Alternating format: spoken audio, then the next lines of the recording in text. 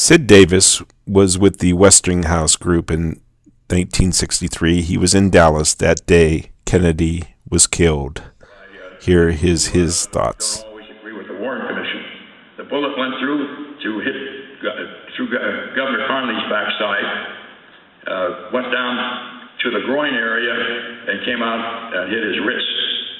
The Mannlicher Carcano rifle that Oswald used was a very powerful rifle. He bought it for $19.95. It was sent directly to his home.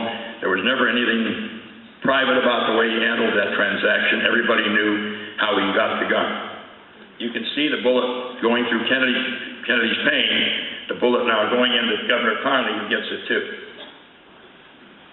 This is Clint Hill. Now, he has run from the presidential limousine, which is following from the follow-up car. He was running toward the presidential limousine. Mrs. Kennedy is now on the trunk of the car. Mrs. Kennedy was not trying to escape gunfire. She was not frightened for herself. When the third bullet hit and the president's skull, it took about a quarter of his skull with it.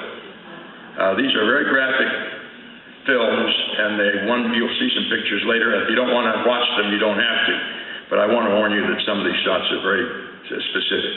This is Clint Hill. He has now run from the follow-up car. The presidential limousine is picking up speed to get out of there and get to the hospital.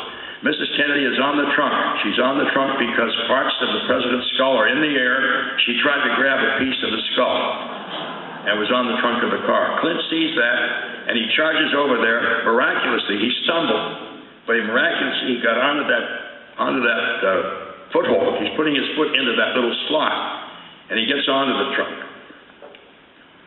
This is the crowd in Dealey Plaza. Now, they've heard the shot.